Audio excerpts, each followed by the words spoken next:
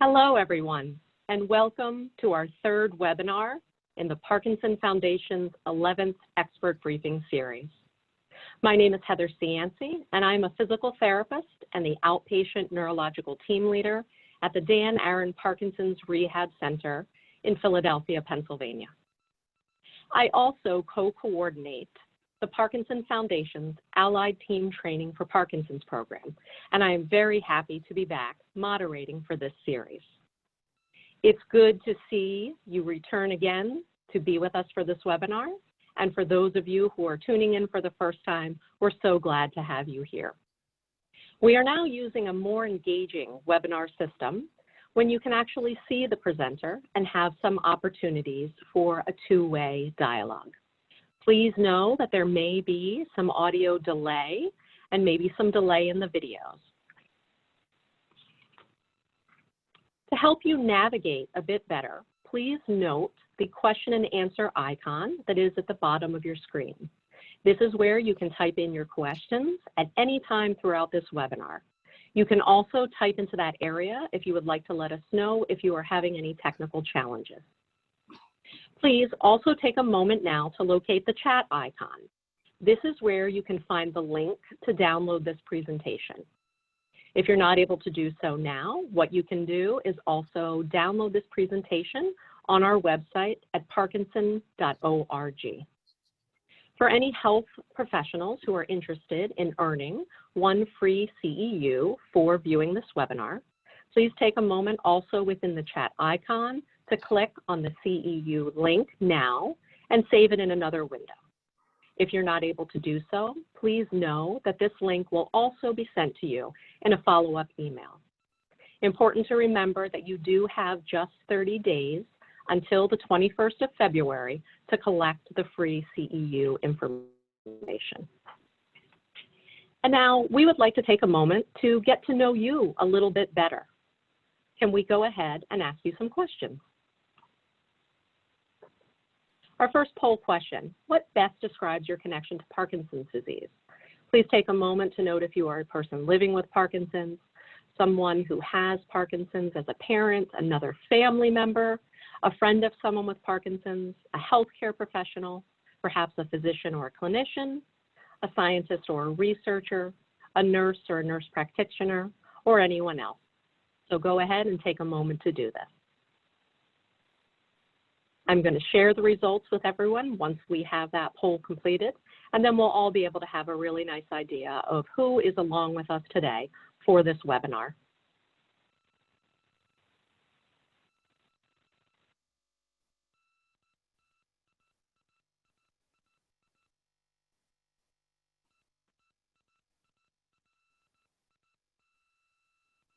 So here we go. It sounds like the majority of people that we have right now are individuals living with Parkinson's disease.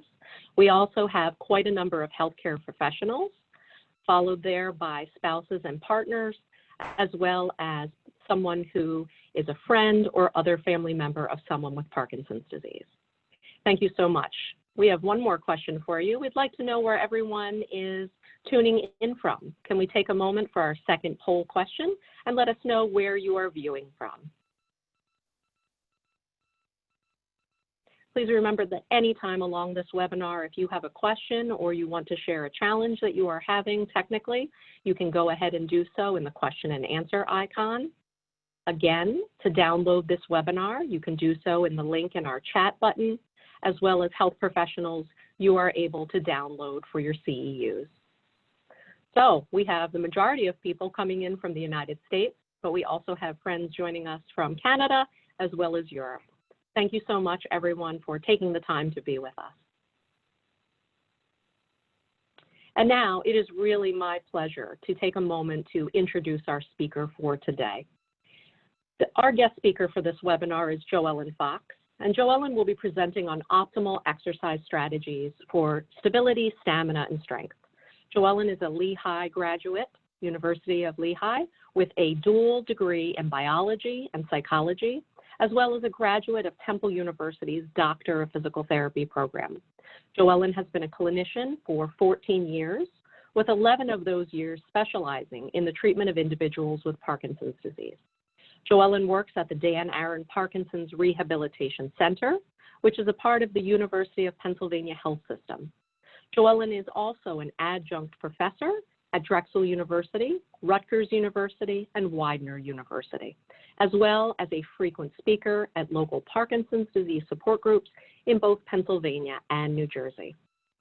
Joellyn is also a board member for the MSA Coalition's New Jersey branch and has been a keynote speaker at conferences hosted by Cure PSP, University of Pennsylvania's Movement Disorder Center, Penn Neurology, and Good Shepherd Penn Partners. Joellyn is certified in LSVT Big, Parkinson's Wellness and Recovery, and Rocksteady Boxing. Joellyn also happens to be my colleague and my friend, and I know that you will truly enjoy today's presentation. And now on to Joellyn.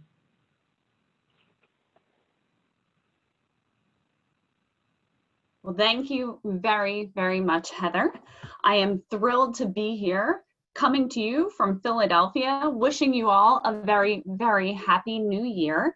And I wanted to give a little bit of a shout out right off the bat to over 100 of you who registered in our 3 Heartland Lunch and Learn watch parties.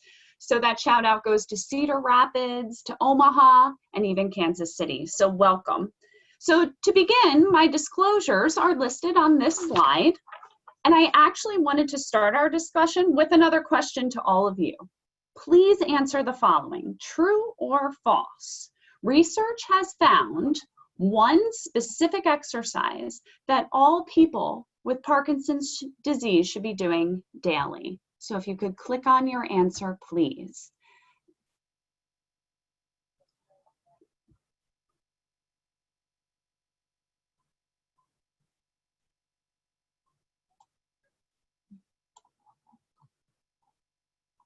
Excellent. And just try to answer now, and we will see the results in order to move on.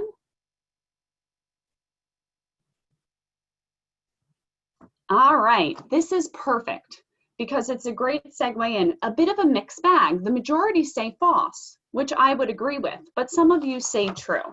So the research is growing so quickly and robustly as related to the impact of exercises on symptoms and progression of Parkinson's disease. And that is why this webinar is structured to first discuss the impact of Parkinson's disease on specific areas of strength, endurance, and balance, so that we can then discuss the evidence that currently supports exercise to positively impact each of these items. We will also discuss some tips and tricks to overcome barriers to exercise and bring in some firsthand examples of application and results. And you'll have a clearer answer for that first question. So we're going to begin with strength. What is it that changes? Well, it's not just Parkinson's disease. Unfortunately, we're all aging, and we need to discuss the impact of aging because as we age, there is a reduction in muscle size. And because of that, there is a reduction in muscle strength.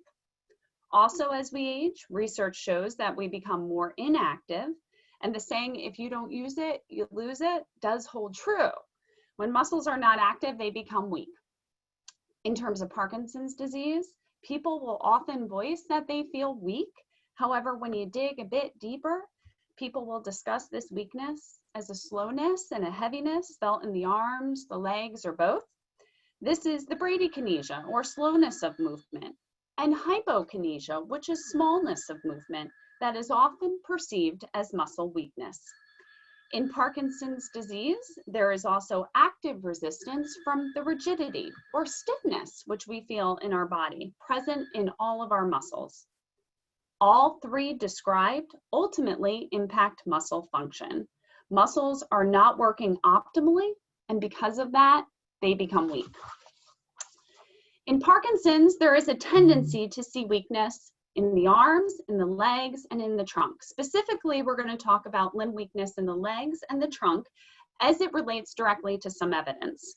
So let's start with the legs and the quadricep muscle. For those who don't know, that is the muscle group on the top of your thigh, and it assists with our knee's ability to extend, to go straight. It therefore is important in our ability to walk, to sit, to stand, to climb stairs. The hamstrings are our muscle group that is behind the thigh, and that muscle group works hard to bend the knee and also assist with walking, sitting, standing, and stair climbing. Our hip extensors, our gluteals are vital to assist us with our bed mobility, getting up from a chair, and those same other areas I just described. In relation to the trunk, there is a greater propensity towards a forward flexed posturing in Parkinson's disease. And because of that forward flexion, you get stretch of your back extensor musculature, and those muscles become weak. We also do see weakness in respiratory muscles, again, because of small amplitude movements. So thinking of shallow breathing, and also decreased strength in pelvic floor musculature, which we will not elaborate on in this discussion. However, I did want to touch base on it because there is a growing role of the specialty within physical therapists to address. I know I haven't targeted all areas of the body, but did want to touch on the ones most commonly experienced in terms of weakness. There is evidence to support improved muscle strength in the muscles which we have just discussed through progressive resistance training. This can be applied through the use of resistance machines. So for example, a leg press. So if we're thinking about the gym, you sit down, you have a platform in front of you, which you add weight to, and you extend and bend those knees, the same with the hips. Your knee extension machines, very common in a gym. Your knee flexion machines, also common in the gym.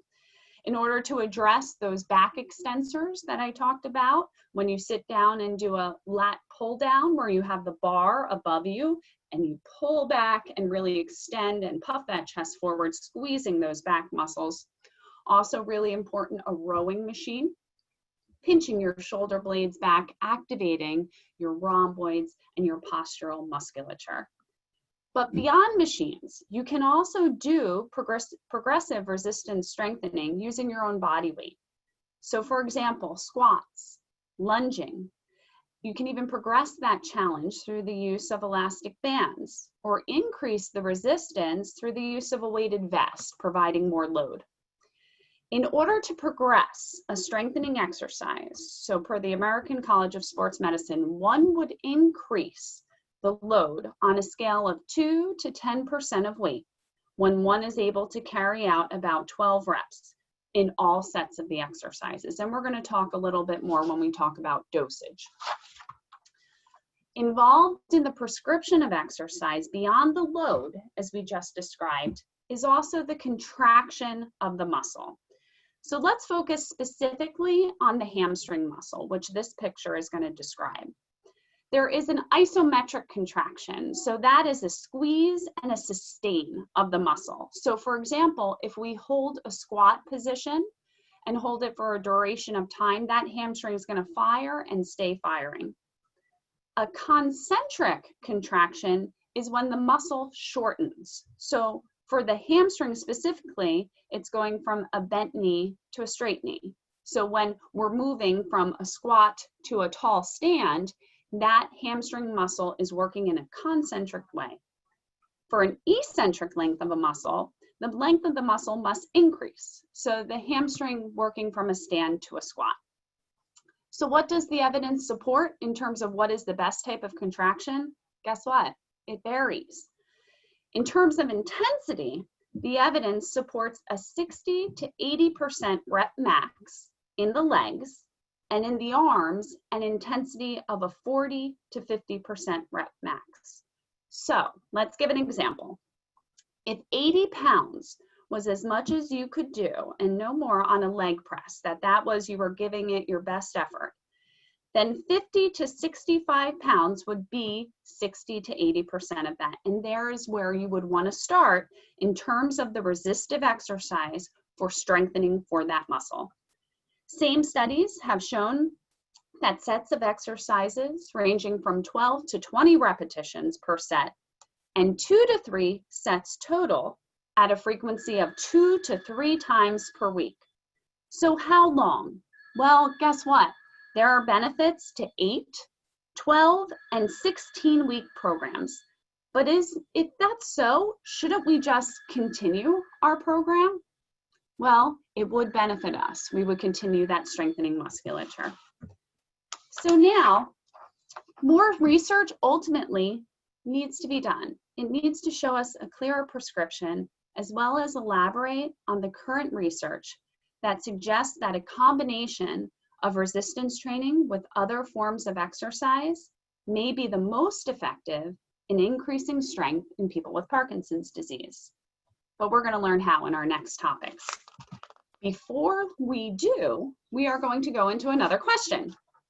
I propose this polling question to all of you to answer. Which of the below statements is correct? Aging and Parkinson's disease both have an effect on strength. Multiple areas in the body of a person with Parkinson's disease are susceptible to becoming weak. Research has yet to support a specific dosage of exercise for strengthening, or all of the above. Please answer now.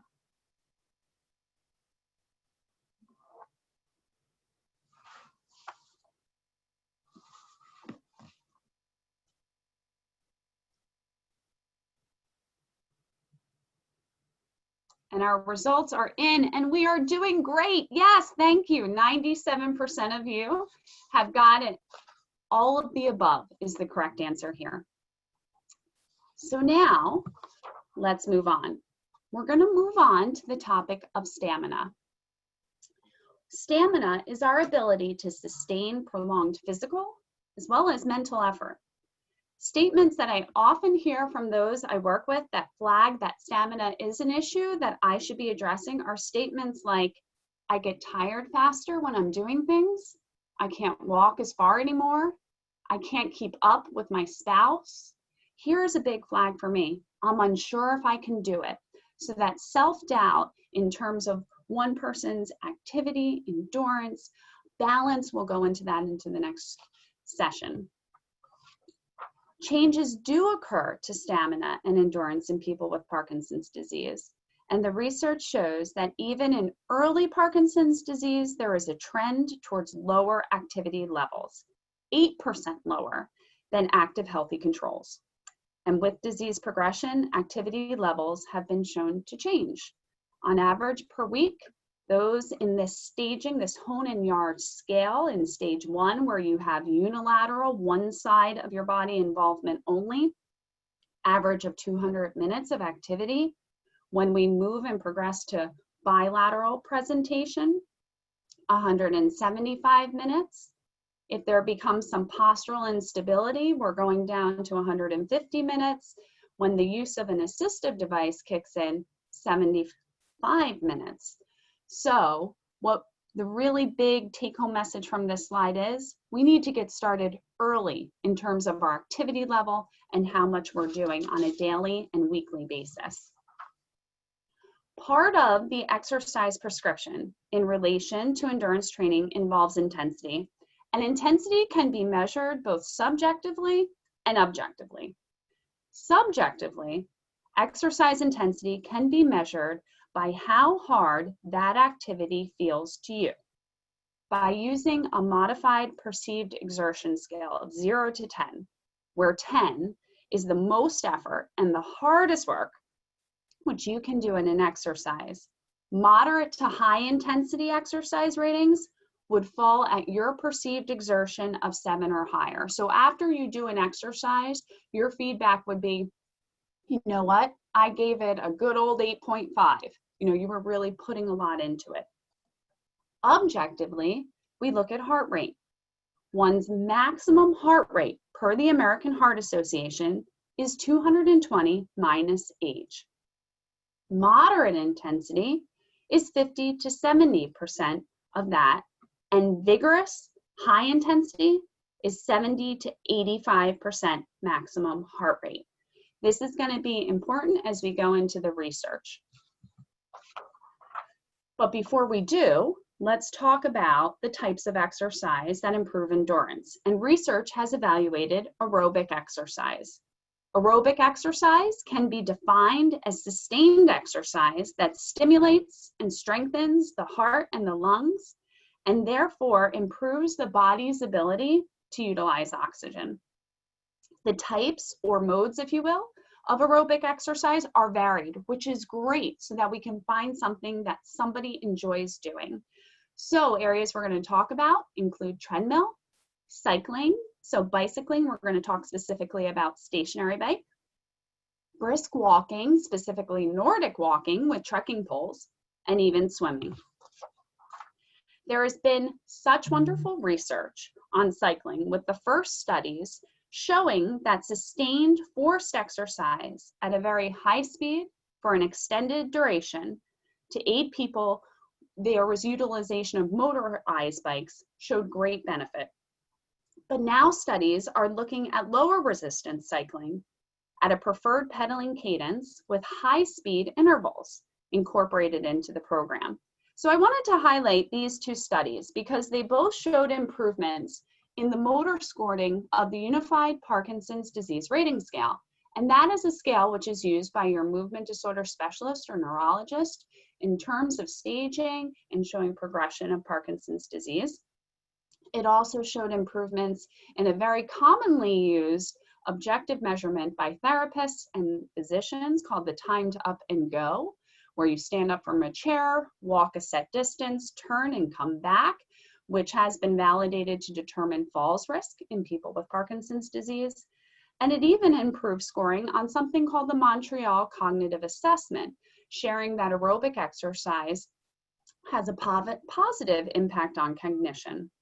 The first study listed was a total cycling time of 30 minutes with a 5-minute warm-up and a 5-minute cool down and 20 minutes of interval-based training at a fast cadence for 15 seconds and a preferred pedaling cadence at 45 seconds, all of which were at a low intensity in terms of resistance. This was done at a 2 times per week frequency for a duration of 6 weeks. The second study was an overall cadence of 42 to 70 revolutions per minute with a heart rate of 50 to 55% heart rate max. So actually slightly lower than moderate intensity, as I had described earlier. But the duration is longer. You have to hold that for 40 minutes, do it 2 times per week for a longer period of time, over 8 weeks. What one can appreciate about both is that we all come from different levels of fitness, and interval training may be appropriate for some versus higher resistance, longer duration, working towards that in others. So now let's talk about the treadmill. The research is varied in this mode, as there is treadmill training where evidence has involved balance and perturbations while on the treadmill, robot-assisted treadmill training to guide the legs into a more normalized pattern, the use of virtual reality in terms of being a motivator, but also a distractor, external cues like music to help with pacing, body weight supported systems which unload the body. So with less load, people have better endurance, can go longer, and as endurance improves, that load increases. And there's even studies where treadmills have split belts where you can make each belt work at different modes and times, and circular belts, which you can really see the challenge of that. The dosage ranges from 3 to 5 weeks in most treadmill training studies for a duration of 30 to 45 minutes and 8 to 12 weeks. So the results do vary, and studies are looking more into not only the cardiovascular response, so where are we getting in terms of the intensity, but also how that treadmill is serving as an external pacer. So you have to keep up with it, otherwise there's going to be some negative repercussions, versus over the ground walking. Are you getting that same intensity without having that pacer? Which is a great segue into talking about Nordic walking and trekking poles. The dosage guidelines for its use as an aerobic exercise are around 3 times a week, with studies on average at about 10 weeks. But there are additional benefits beyond the aerobic exercise, because with the correct use of trekking poles, it can actually lend a lot of improvement to our gait, our walking function, because it's going to increase the base of support. And we know Parkinson's disease has a tendency to narrow base of support, which can impact one's balance and quality of walk. One will also walk with an increased stride, because when trained appropriately with trekking poles, that's the goal. And we know in Parkinson's disease, stride length tends to decrease into more of a shuffling gait pattern. And likewise, because of the handheld on the pole, you're getting an external cue to drive that arm and advance that arm in a bigger way. So great amplitude training. The studies do show that there are better outcomes in those earlier in the disease stages of Parkinson's disease. So again, to push to get started earlier. Again, you do need training in the walking. It does require some coordination and practice with the trekking poles.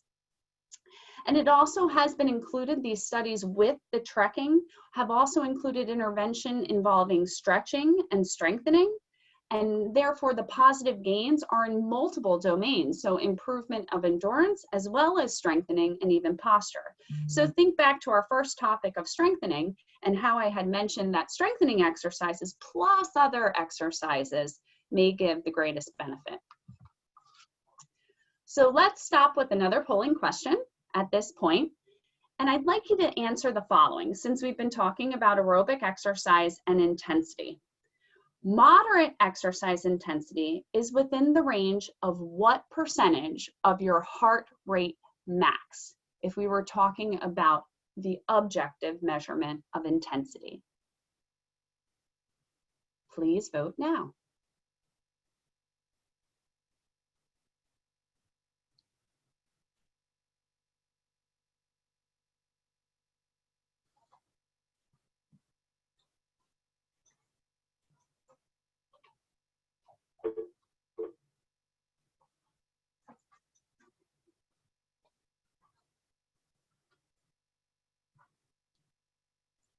All right, let's see what our answers are. And here they come, 50 to 70%, okay? That is where you want to be for that moderate intensity exercise. So I know it feels like you're being quizzed, but it's good to know, especially if you're going to go into endurance training and you want to look more from an objective standpoint and even log to see how challenging the exercise is to you. So 50 to 70% is going to be your moderate intensity, 70 to 90% shall be your high intensity. And that question was a great segue into presenting on this study, which was a data analysis of over 2,200 people with Parkinson's disease. And what was found was that 150 minutes of moderate, so 50 to 70% of max heart rate, to vigorous, 70 to 90% max heart rate, showed improvements in overall function, quality of life, and slower progression of symptoms. Now, 150 minutes may seem daunting, but if you break that down, that's about 30-minute chunks, 5 days a week, that you have to meet that goal. And we've already talked about a lot of different modes of aerobic exercise that might be appealing to you. And it doesn't have to be the same mode. The goal is that time, and that intensity for that duration, that weekly gain. All right. Our next topic is stability, and that is because both balance dysfunction and postural instability are very common in Parkinson's disease. Balance dysfunction can be static. So for example, when you are standing still at your counter or you might be waiting in line, you may feel that you are losing balance forward. You might even feel that if, a spouse or a friend says, hey, stand up a little straighter, and you do so, you might even feel that you're going to lose balance backwards. So that's an impact on your static balance function. Dynamic balance is when walking, say, over uneven surfaces or walking and doing two things at once, and you notice that you are off balance. Functional balance is also really important to address because that is one's balance, say, when getting up from a chair, the bed, or stepping into and out of the tub. We do a lot of things functionally day to day that require a lot out of our balance systems. And our balance writing reactions are slowed down in Parkinson's disease. So when you have a small perturbation, such as standing on grass, something uneven, you might notice that your ankles are wiggling a bit to maintain balance. And this is one of your balance writing reactions, your ankle strategy. Say someone walks by you when you're in a store and accidentally bumps into you, and you kind of move forward and back with your shoulders and your hips, maybe even your arms reach out. Well, that's another balance reaction strategy, and that's your hip strategy. Finally, if the perturbation is so big, you might take a step to recover. That step strategy is our third balance reaction. All three of these writing reactions tend to be slowed down in Parkinson's disease, and you can see how that could be dangerous in a falls risk. So what are our risk factors for change? Well, aging, of course, less activity during the day, changes in our walking, which we're going to talk about when we go into the evidence. So our changes such as that shortening stride and shuffling gait pattern, festination, say when we start movement or stop movement or do a turn where the feet start to move very quickly, and freezing of gait or akinesia, lack of movement, where you literally feel stuck in space. Also, what can impact balance are cognitive changes and slower cognitive processing. Important to note is that decreased strength and endurance from less activity can also increase a person's risk for falls. So now you see how we're tying it all together. Here are some statistics. It is estimated that 60% of people with Parkinson's disease will have at least one fall, and nearly 40% with multiple falls. Of those who fall, 3/4 will require medical services, and 1/3 of those who fall will result in fracture. Now, please do not let those statistics scare you. Let them motivate you, because the timing of intervention, therapy, and exercise routine, overall activity level, is crucial. Research is showing that early intervention, starting before the fall, before balance disturbance, is so important. And we as your healthcare team and as your therapist need to address changes in your walking and in postural control and focus on an exercise prescription for you to carry out on your own. Falls are 8 times greater for those with slowed walking speed. We need to address that. We need to look at walking speed. And likewise, even with decreased stance time and one's ability to shift weight.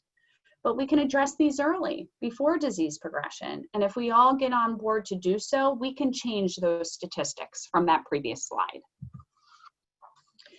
So what exercises do help balance? I think a lot of you know about Tai Chi. There has been a good amount of research on it. And Tai Chi stresses weight shifting. And because of this movement type, it'll improve muscle strength of the legs and the ability of our joints to detect where they are in space. This is something called joint proprioception.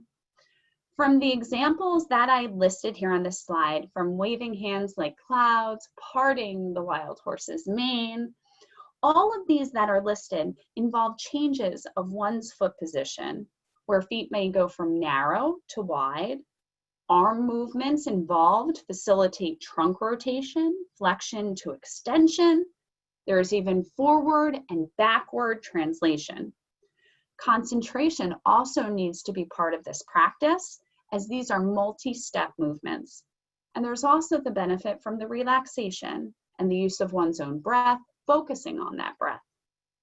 The dosage guidelines of Tai Chi on average from research do show 2 to 3 times per week for a greater than 12-week duration to start to see overall improvement. There are also studies looking into postural instability exercise programs. And these are a bit of a combination intervention. So combining a guided balance class, if you will, followed by an in-home practice by yourself. This study I used as an example because the participants first attended a therapist-led group exercise class. And in that exercise class, it wasn't just balance exercises, it was balance exercises and leg strengthening exercises. And that was 1 time a week for 60 minutes for 10 weeks. But there was also a tailor-made, each person was then tasked to create this tailor-made home exercise program along with the therapy team that drove this study and perform it at home. Now, the exercise program, which included balance exercises, had to be safe enough for the person to perform at home. Ultimately, this program did reduce the number of falls. It improved balance confidence, and also improved walking. We know the importance of gait changes on balance. We also know the importance of activity on overall function. And when our balance confidence declines, that tends to lend to activity withdrawal. So all wonderful outcomes. So let me give you some examples of balance exercises. Balance exercises need to address postural stability. So how we do that would be adding different uneven surfaces like foam, Dyna-disc, those air-filled disc, Bosu, the big half ball, maybe even having a person catch a ball or changing their stance from wide to narrow, or even one foot in front of the other. And this is going to address a person's postural instability. And as the person is trying to maintain their posture and balance, well, guess what? They're working on those postural muscles. To challenge one's limit of stability. So if you were to stand and lean forward, you would get to a point where, oh, I'm about as stable as I can be, and then I'm going to lose my balance. Well, we have that across the circle. So if you think of a clock and we go all of those different directions, that is our limit of stability. As we lose strength, as we lose flexibility, as we lose stamina, that limit of stability becomes smaller. So the role of exercise is to maintain, if not increase, our limit of stability. So often we're going to take and challenge our limit of stability by reaching activities to give us that lean and that weight shift in all of those different directions. Our vision plays a very big role in balance, and we can challenge our other balance systems, our vestibular, our inner ear system, and our proprioceptive system, knowing where our joints are in place, as I discussed, by doing some activities with eyes closed. Stability of our walking is also challenged in balance exercises, walking forwards, walking backwards, walking sideways, stopping, starting, turning. Now, a word of caution, each person is very different, and balance exercises should be tailored to you specifically. I wanted to show this video, and I'm going to talk over the video as it plays now. Because of the emphasis I had made, because of the emphasis I had made earlier on intervention, you may be recently diagnosed and have very little or no symptom presentation or balance issues, but your balance can still be challenged. In our clinic, we have a very amazing young man, newly diagnosed with Parkinson, and he's truly taken his balance challenges at the gym to the next level because he was spotted at the grocery store by another gym goer who yelled out to him, "Hey, you're that balance guy." So you can see how difficult, and this is a different individual that was in this video, how difficult balance exercises can be on uneven surfaces, changing direction. This person was using their righting reactions, their ankle, their hip. You saw their arms reach out. We didn't challenge him enough because we didn't even get him to take a step. He was able to stay on, going both clockwise and counterclockwise. So it can be made difficult. So if we advance to the next slide, I wanted to talk briefly about functional balance. We can practice new strategies for functional movements, for example, getting up from a chair, and we do so through attention, so focus practice, and oftentimes that means breaking that task down into specific parts. So for example, with going from sit to stand, scooting forward, exaggerating that lean forward, and standing up. Well, there's also mental rehearsal, thinking of the practice, watching somebody do it, and then you doing it, and then likewise cueing from those around you, starting with therapists, transitioning to those who are around you at home. But there is positive benefit. Now, there's a lot of studies that show dosage guidelines, which don't look like a lot, but guess what? I say to people, if you're having difficulty getting up from the chair, let's practice it. You get up 10 times, that first time, if you don't make it, well, that means you need to practice those 10 times and do so every day. With that repetition of practice, you will see change. So studies do have a lot of variability. And yet, in terms of training intensity, duration, and modality, we need to do more so that we can quantify a bit better. But right now, we do know that there is a very positive effect on balance if we intervene early, and if we think of exercise as being multifactorial. So it's not just balance, but balance, strengthening, stretching, some walking training. I wanted to pause here to air a word of caution, as I did a few slides ago.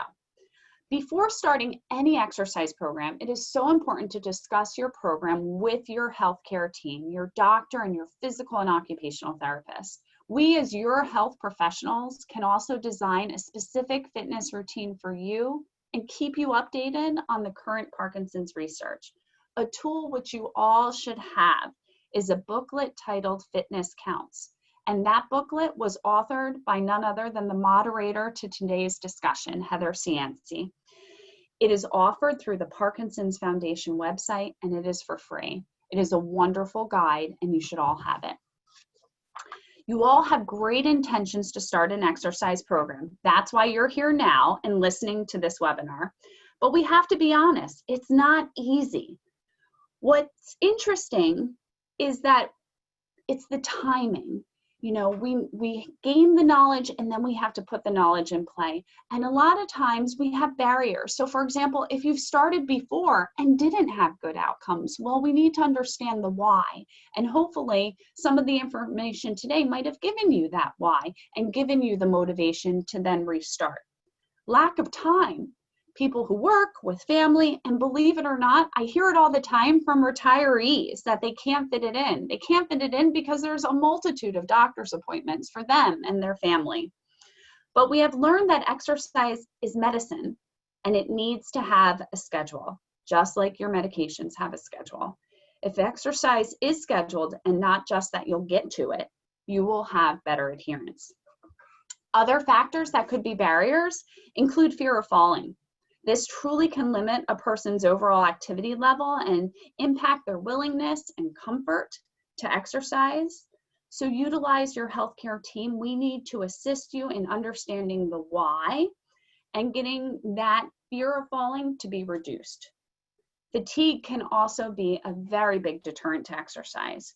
You must be having the conversation with your team, doctor and therapy, about fatigue in order to look at your medications, your sleep hygiene, your balance of your activity with your rest during your day.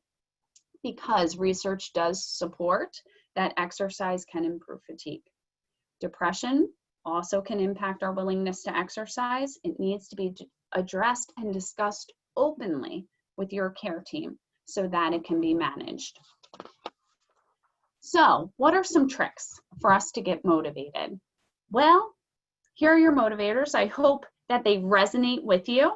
You can slow or prevent decline in your function with exercise. You will feel better with exercise because exercise is beneficial. More research is happening daily, and there is more availability of programs and new programs each year. You're going to learn about how to access this information at the end of this talk. Let your care team be your guide, as well as the Parkinson's Foundation. So if we go back to that very first polling question that I offered you, what is the best exercise? Is there just one? Well, guess what? It's going to be the one that you're going to keep doing. The Parkinson's Foundation and our Center of Excellences all around the country do not endorse one specific exercise or functional training program over the other. Instead, we look to the research to know what's appropriate for you and get you motivated and safe and encouraged to keep that going. So now we're going to keep it real. And you've heard my experience as a person who prescribes exercise and is learning about exercise as these new studies come out. But let's hear from those who are taking on that exercise prescription and fighting back against Parkinson's disease. Hi, my name is Tom Quigley. I was diagnosed with Parkinson's in 2010, so it's been about 9 years. I have been fairly active all my life. I played basketball up until I was basically diagnosed with Parkinson's, and I was looking for something else to take the place of that. That became a little bit too strenuous. I am doing boxing, and I do pickleball and badminton. They help me with my mobility, mood, and alertness. Okay. And now, Hi, I'm Susan. I was diagnosed with Parkinson's in 2018, although I've had symptoms for a number of years before. I came into this exercising, but now I exercise more. The lemonade side of that is having Parkinson's is lemon, but my symptoms seem to be growing very slowly, and they only can attribute it to exercise. I check in with my physical therapist every 4 months to see how I'm progressing and what I may need more exercise in, and it gives me a sense of control, that I have some kind of control of this disease. now, my name, we are going to meet Glenn. So I'm so excited to introduce Glenn Kastman. He's a retired healthcare executive living in the Seattle area. Glenn was diagnosed with Parkinson's disease in 2015. He's currently a member of the Parkinson's Foundation Persons with Parkinson's Advisory Council, which is known as PPAC, and has participated with a variety of Parkinson's Foundation initiatives. Glenn has also been active with local Parkinson's activity and support groups, as well as peer mentoring. Prior to becoming a hospital president and administrative leader, Glenn began his professional career as a physical therapist. Glenn has a broad perspective on Parkinson's as a person with Parkinson's disease, as well as through the lenses of healthcare delivery, brain physiology, and physical therapy. He's committed to his own regular exercise and helping others live well with Parkinson's disease. So my question to you, Glenn, is when did you get started with exercise? How have you kept it going? And what benefits are you feeling? Well, thanks, Joellyn, and good day to everyone on the call. And wonderful presentation. Thanks for all that wonderful information, and it all resonates deeply with me. To take the first part of your question first, Joellyn, I've been active with exercise most of my life, and I've always thought it to be important for good health, and always enjoyed it, really. And as you've shared, it's so important for Parkinson's, and I think for me and many others makes all the difference in feeling well or rather poorly. Currently, I'm active with exercise probably 6 or 7 days a week, and typically for about an hour a day, sometimes a little bit less, sometimes more. And that can include in the gym using a spin bike or recumbent bike, a stair stepper, an elliptical, a treadmill for aerobic exercise, as well as weight machines. Just like you said, Joellyn, I like to mix it up a little bit. That helps with my own motivation to do different things on different days of the week. I'm also active with boxing class and have been active with yoga or meditation, and like to get outside for outdoor biking and hiking and just simply walking, and I really enjoy that variety. I've kept it going because I feel better when I exercise. And that's true, as you've pointed out, just for aging as well as Parkinson's. And it really does help me to stay motivated to do different things on different days of the week, sometimes in formal groups, sometimes in informal groups, sometimes by myself, sometimes with family and friends. And I've had challenges too. Last year, I ruptured my quadriceps muscle, which you showed a picture of earlier in the presentation. That's the big muscle on the front of the thigh, and tore it from my kneecap while hiking in Vietnam, actually. And that's quite a story.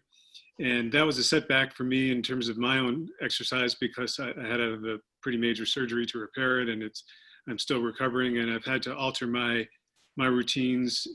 I can't do quite what I used to do as yet, although I'll get back to it. And I've had to incorporate a lot more specific knee exercise. So I've had direct experience with some barriers and challenges, and had to overcome them just step by step and each day at a time. You also asked some of the benefits that I feel from exercise, and it's really exactly as you've laid it out. I just plain feel better. I'm more flexible. I feel more agile. I feel more coordinated. I feel like I have better balance and motor control. I think less tremor in my hand. One thing that you didn't mention was restless leg syndrome, but I know that that's an issue for many of us with Parkinson's at night, and it's less of a problem for me at night when I'm exercising during the day. During the day also, I feel less fatigue when I'm exercising, and better stamina, which, as you pointed out, is a big issue for many of us. And my sleep is better, a little bit less fragmented and less waking up through the night. Overall, I feel sharper cognitively, more confident, more in control. It's something that I can do for me that I know is good. And I really think, to sum it up, I just have a sense of well-being with exercise that doesn't come any other way. Glenn, thank you. You really brought it together truly perfectly. What resonated with me with what you just said, you're mixing it up. You just plain feel better, which is great. You're taking all of those modes that we discussed and putting them in play. And you've even had setbacks and have been realistic with that setback. I'm not going to be able to do this. Or as Tom said in the video, I loved playing basketball, but I had to realize, yeah, I have an aging body and I also have Parkinson's disease. And, I've got to change it up a little bit and still find something that I enjoy. But I really appreciate you sharing all of that with me. And I thank everyone out there for being with us today. And Glenn and I are both going to stay on camera to answer any questions which you may have.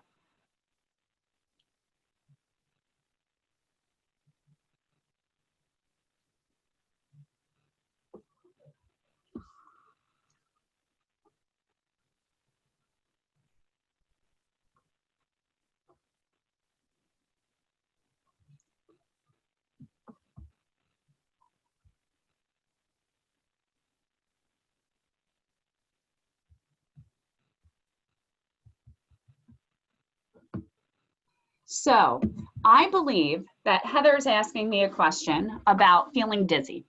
I saw this that came up on the feed a bit earlier. And if I may quote it was, "I'm so dizzy most of the time. Exercise are difficult without falling numerous times. How can I exercise?" Okay, I didn't talk about dizziness. This is a non-motor symptom that a lot of people with Parkinson's do experience. You need to bring in your healthcare team. So we need to understand, are you staying hydrated? Do you have low blood pressure? And if you do, are you taking any medication for it? Are you taking it regularly? Monitor your blood pressure. But we can do seated exercise. We can even do supine, lying on your back exercise and amplitude training that will stimulate your cardiovascular system. It might be that you need to have your compression garments on your legs or on your abdomen to support, but that's a great instance of an example of saying that this truly needs to be tailor-made for you. And you may have to start with smaller chunks of exercise to build endurance. We might have to look more specifically into the timing of exercise to implement. So I hope that answers that question. Thank you, Joellyn, and I apologize to the crew. We're working off of many different bells and whistles here, and I wasn't sure which one to unmute, but I am back. What I wanted to let you know is if we don't get to your question, because we do have numerous questions here, feel free to give a call into the helpline and reach out to us that way. Want to let you know, though, because we have so many, we are going to go over time, about 5 minutes. So if you are able to continue to be with us, please do so, and we'd be happy to. So, Joellyn, I have got several questions here pertaining to tremor. People want to know, is there an exercise that actually can make tremor less or make tremor go away? Glenn actually shared in his commentary that with his full exercise program that he has noticed less tremor. And I think we really need to take it from the standpoint of, if we implement exercise early enough, we are going to slow down disease progression. We're going to improve overall quality of function. However, if a person comes into me and says, I want one specific exercise that is going to reduce my tremor, we don't have that. Instead, it's looking at that global picture, looking at aerobic exercise, and looking at the whole program of function and activity level. Great. And dovetailing off of that question, we've had several questions from individuals who say, I'm doing really great functionally, but I am noticing some problems with my hands, maybe a little bit more difficulty with typing, with buttoning. What should I do for that? Can I see someone for that? Very common to see those fine motor things that we do day to day so very often, and changes in that. And it really comes down to the specialized intervention of an occupational therapist. So focusing on amplitude training, exercises specifically for hand, different strategies, likewise implementation. How frequently should I be practicing handwriting or amplitude training prior to doing something fine motor? So utilize in your care team your occupational therapist to truly address those needs. Absolutely. And just a point here, we did have someone who asked a question about respiratory exercises, and I would say the same thing. You need to use different members of your team, so your speech language pathologist would be excellent for that. A lot of people are talking about the fact that, you know, they're doing very well with high-level activities, a gentleman who is skiing, a gentleman who's going to the YMCA multiple times a week, but still feel like they're having difficulty with picking up their feet or being able to make a proper turn, you know, feeling off balance. Could you touch upon that a little bit? Absolutely. When we first talked about strength in the beginning, we talked about hypokinesia and bradykinesia, that slowness and smallness of movement. So even though you might be getting very high intensity exercise in, there's also something about quality of a person's movement. And that comes down to amplitude training. So think about functional training. So what you're doing day to day and adding amplitude, effort, going more into that self-perceived exertion. How much am I giving to my walking? And that is really focused in both physical and occupational therapy. As you said, you know, from a respiratory standpoint, even our speech language pathologist. So you really need to look at the whole picture, the exercise component, and yes, that functional component. Great. Thank you so much, Joellyn. We have a question from a physical therapist who's joining us from Chile. And he would like to know if you have any suggestions for helping people that are going through freezing of gait, other than just the typical external cues, the stripes on the ground, those kinds of things. What else would you recommend as a therapist? So in terms, freezing of gait is very interesting and very varied for different people. So you've got to look at on and off motor fluctuations. So looking at when people are taking their medications, are they taking them regularly, you know, pulling in occupational therapy as related to that. Fatigue can also impact a person's freezing of gait. Cognitive changes can also impact freezing of gait, in addition to balance and our overall gait and amplitude. So really, I think in terms of addressing freezing of gait, you want to get the whole care team involved in all therapies. Yes, there is external cueing, but really you've got to look at the triggers, also what's causing the freezing of gait. So as I mentioned, as related to medications, et cetera, but even just layout in home, anxiety that might be occurring when people are outdoors or have had freezing of gait and they've developed anticipatory anxiety. You know, I once froze when I was trying to get my wallet out of my purse, and now every time that person goes to get their wallet out of the purse, they start to stiffen up. They aren't shifting their weight as well. So really look both at what can be done when the person is in the freeze, but also what can be done before the person gets into a freeze. So from both ends, that would be my recommendation. Great. Thank you, Joellyn. We have a lot of people who are really excited about cycling. Several people who are really afraid about getting on a bike outside, and they're wondering a couple of questions. One, does it have to be outside, or can I use a stationary bike?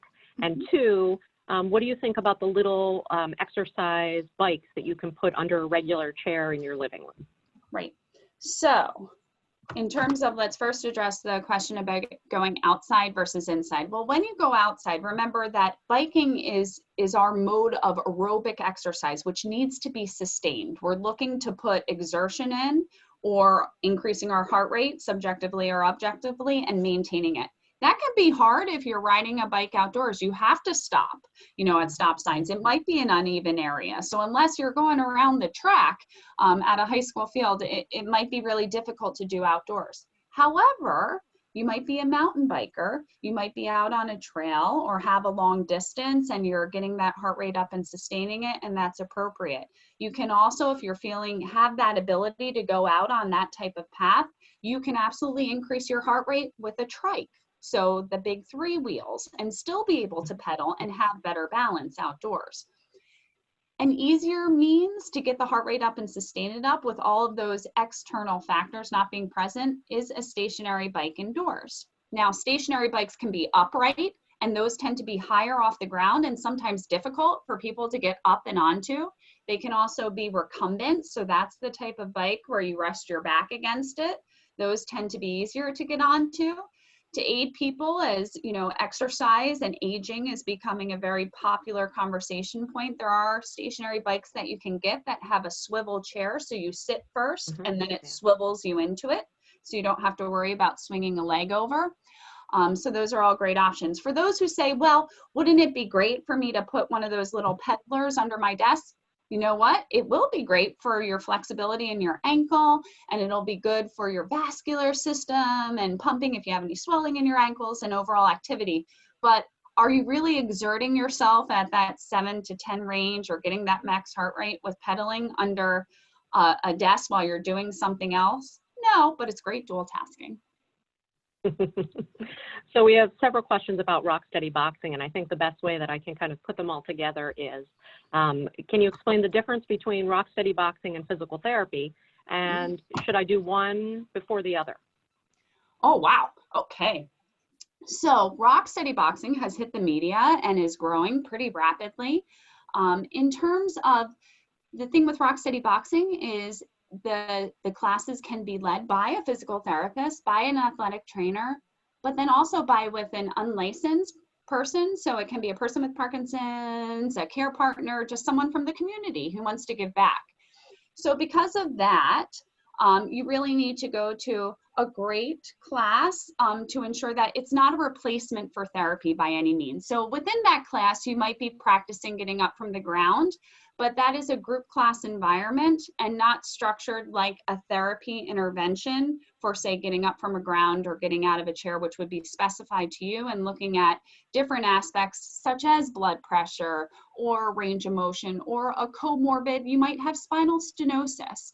So rock steady boxing should not by any means be used in place of therapy. Rock steady boxing is a mode of exercise in a group class dynamic. Group exercise classes lend to great socialization and camaraderie. There really is that message about fighting back, which is wonderful. And for a lot of people, it's fun. So that's the exercise that they will continue to do. But do realize that, you know, part of my exercise prescription with those I work with is looking not only at the research, but also one's parts of their body. So I know Heather can attest to this. We had one gentleman who so very, very much wanted to start rock steady boxing, but he was due for a shoulder replacement surgery. Well, now is not the time, and maybe after surgery, it's not going to be the time. So we really need to look at avoiding injury. So again, it's that prescription of exercise, having knowledge, knowing what's out there in the community, and then getting started. Great, thank you, Joellyn. A couple people wanted to know about dancing. Is there research that supports dancing as an activity for people with Parkinson's? Absolutely. Again, I want to guide everybody to that Fitness Counts booklet that's out there and the resources on the Parkinson's Foundation, because there are so many different things from dance for PD, which dancing can be an aerobic exercise. There's utilization of music for cueing. There's been a lot of research with tango and balance, and likewise aerobic exercise. So there's a lot of different modes. So dancing does fall into aerobic, but then also you can argue the basis that it could be balance and it could be strengthening as well. But if that has interest for you, there's research to support it, and look to that Fitness Counts booklet as well as your therapy and health professional team. Great, thank you, Joellyn. I think we're going to do one more question before we wrap up here. This person is letting us know that they're suffering from problems with dystonia in their feet. So if you could explain what dystonia is, and then they want to know, are there any special suggestions for treatment for exercises for individuals suffering with dystonia? So dystonia is a neuromuscular rigidity that can be at the hand, it can be at the foot, and there's a patterning to it in Parkinson's disease, where in the foot, it's going to be plantar flex, so toes pointing downward, and then the ankle turning inward. And then it gets really tight, almost like a really bad cramp that people feel. And they can't really pull themselves out of it. It can impact the way in which people walk. and therefore can impact balance. A lot of times it's managed through Botox from the care team, again, that's specialized to the individual. In some instances, from a therapy standpoint, we do look at bracing of the ankle. In terms of exercise, overall, again, we want to exercise when we feel most optimal. So we wouldn't want somebody to be doing high intensity plyometric bouncing, jumping on a dystonic foot. So we would have to modify because of that, and look towards relaxation stretching, you know, to some extent for comfort, but we wouldn't want to injure that ankle. So really taking that person case by case. But I think it's important to get the whole care team involved and see how the doctors are managing it, really understanding how the dystonia presents throughout the day, and then going from there. Great. Thank you so much, Joellyn. And again, thank you to Glenn. I wanted to wrap up here and let you know about a few options. Remember that we have many, many resources at the Parkinson's Foundation. Taking a look at this slide here, you can see that we have our national helpline. We have multiple fact sheets and publications. We also have a new resource for newly diagnosed, again, available on our website at parkinson.org, or by calling the helpline at 1-800-4PD-INFO. And don't forget, you can absolutely download this presentation by clicking on the link in the chat icon that's at the bottom of your screen. And again, for health professionals, please do so as well in that chat box to make sure that you can get that information for that one CEU. Wonderful. Today, at the end of this webinar, there is going to be a short pop-up survey. It's really important because your feedback helps us to find out how we're doing and how we can better help you. You can even have an opportunity to suggest further topics for webinars. If you have friends or family that would like to view this webinar, we have a really quick turnaround time, and this is going to be archived and available for your viewing within 24 hours. And we really want to tell you that we've enjoyed having you, and we hope that you'll come back. Our next webinar is scheduled for Tuesday, March the 17th, that's St. Patty's Day, and that is at 1 p.m. Eastern Time. And that is going to be presented by Laurie Mishley, and she is from the Bastyr University Research Institute in Seattle Integrative Medicine. And that is going to be on food, water, and supplements. Does nutrition play a role in PD symptoms or progression? So again, we thank everyone for their time today. Take a moment to look at our resources, and please take a moment when this closes for the pop-up poll. We hope to see you again sometime soon. Bye-bye.